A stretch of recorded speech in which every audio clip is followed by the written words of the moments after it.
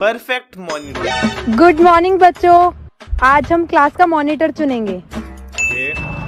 आप सब बताओ कि स्कूल से जाने के बाद क्या करते हो? मैडम, मैं स्कूल से निकलने के बाद रोमिल के घर जाता हूँ सिगरेट लेने।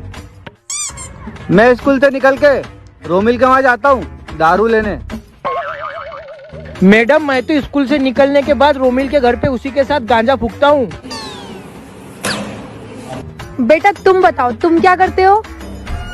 मैम, मैं तो स्कूल से घर जाने के बाद मुंह हाथ धोता हूँ और अपने पापा के साथ बिजनेस में उनकी थोड़ी मदद करता हूँ।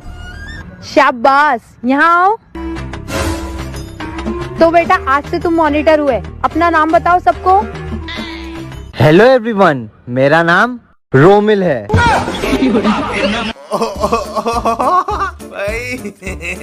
क्या मॉनिटर बनाया मैम ने। और अगर तुम लोगों को ये वीडियो पसंद